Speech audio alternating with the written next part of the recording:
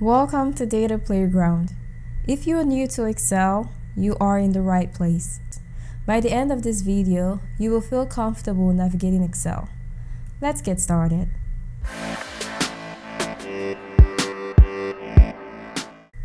First off, what is Excel? Microsoft Excel is a powerful spreadsheet tool used for organizing data and performing calculations and analysis of the data. When you open Excel on your desktop, you will get to this page. Here we have a number of templates that you can explore. In most cases, you'll be starting from a blank workbook. So click on blank workbook to get started. Now, an Excel file is called a workbook. Within each Excel workbook, you will have at least one worksheet. Now, it's possible to have multiple worksheets within one Excel workbook. To add an additional worksheet, click this Add button, and once a worksheet is added, you're able to toggle between the different worksheets in the workbook. At the top of each Excel worksheet is a ribbon. The ribbon contains different tabs with different tools and features. The Home tab has a lot of formatting and commonly used features. The Insert tab gives you the ability to insert tables and charts into your Excel worksheet. There are other tabs with more advanced functionalities. At the bottom of your worksheet is a zoom slider, which you can use to make your grids look bigger or smaller accordingly. Now, your grid is made up of rectangles called cells. Each cell is named by a combination of the column letter and the row number. For example, this is cell B1. Now, to enter data, we simply click on a cell and begin typing. Now, let us assume we want to enter data for office equipment purchased over a time period. Something I want to bring to your attention is an intelligent feature in Excel. When you begin entering date and you want to populate the rows underneath with an incremental date, Excel can intelligently detect that, and when you hover around the bottom right of your cell, click and drag down, it will fill the rows underneath with incremental dates. Now we finished entering our data. Looking at the item column, we can see that some of the items appear to be cut off. To adjust the column to accommodate all of these items, we'll hover at the top of the column till we see this symbol appear and double click. Automatically, Excel will adjust the width of the column to accommodate all of our entries.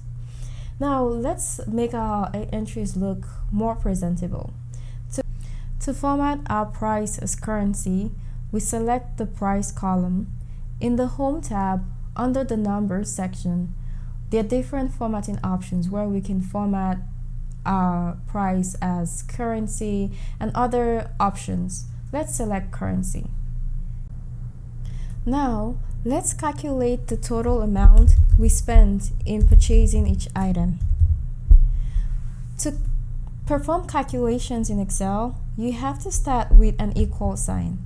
If we want to multiply the price by the quantity, we can start by typing C2, and then we use the multiplication sign in Excel and D2.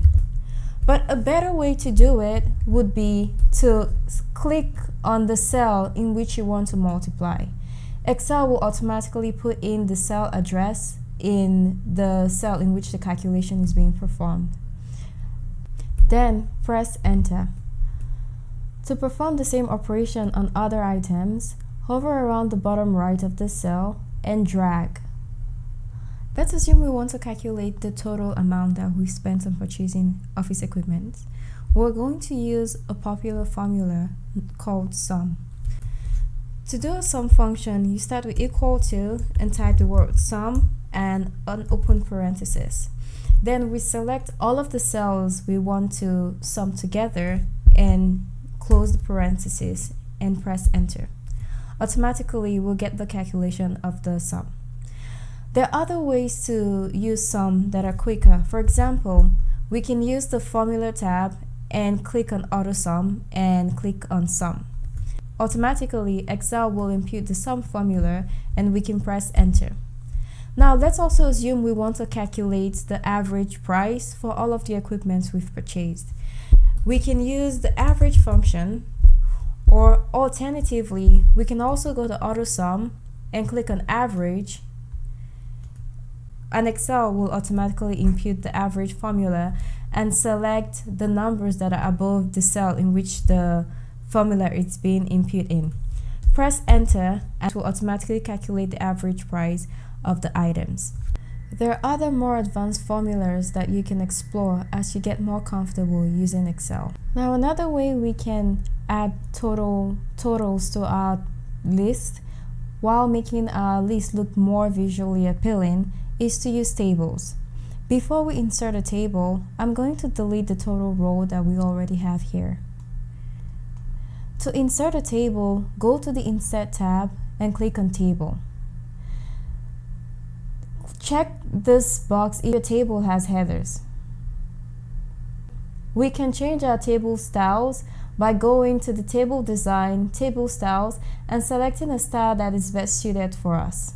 Additionally, we can add a total row to our table by clicking on the Total Row checkbox. Automatically, it adds a total row. Now, if we want to also add average for our price, we can click on the cell and click the drop down and select average. Now, if we want to add additional data to our list, we can go to the last row in which we have data and drag down. Excel will automatically move the total row downwards. Alternatively, we can click on a row, right click, and then hit insert. Now we'll type out the rest of our data. If you want to insert a new column, you can click on any existing column, right click, click on insert, and you can insert a column either to the left or to the right of that column. You also have the option to hide a column. Click on the column header, right click, and you can choose hide. To unhide, click on the columns around the column which is hidden, right click, and click on hide. Now let's learn some basics of sorting and filtering data. Usually when you're working with a table, it automatically comes with a filter button. This button here is called a filter button.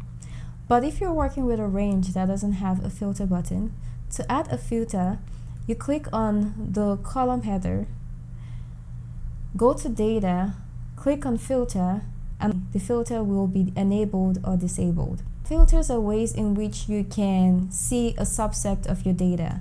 So for example, I only want to see items that are greater than $1,000.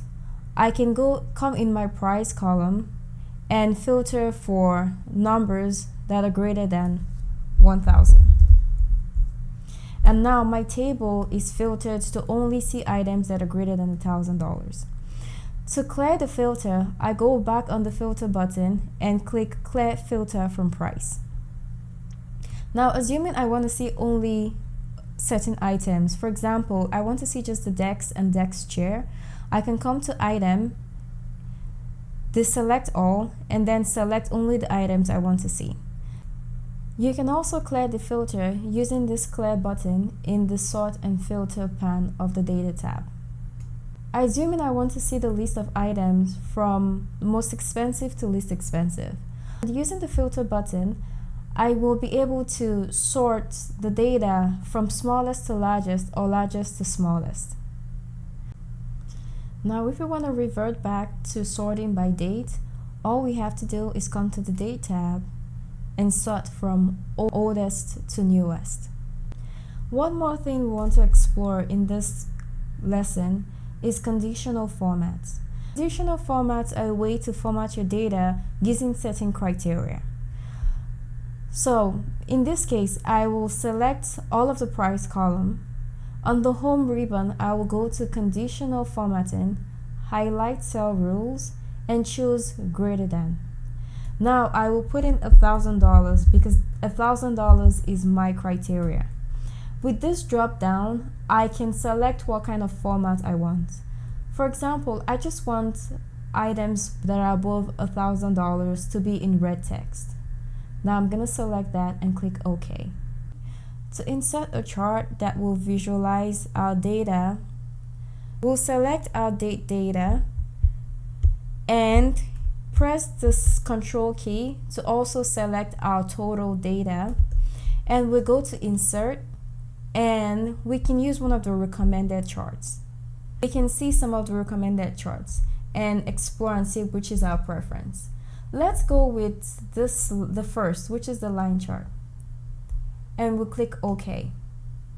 Now let us rename this worksheet and call it Office Items. To rename, we right click on sheet 1, click rename, and type Office Items.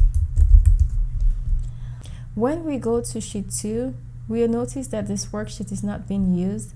We can right click and delete this worksheet. To save our workbook, we go to File, click on Save As, and choose the folder in which you want to save your file. Now we have covered the essential Excel skills to get you started. You now have the foundation to start using Excel confidently. In future videos, we will dive deeper into more advanced Excel functions and techniques. If you found this video helpful, hit the like button and subscribe for more data tutorials. Keep mastering data. I'll see you in the next lesson.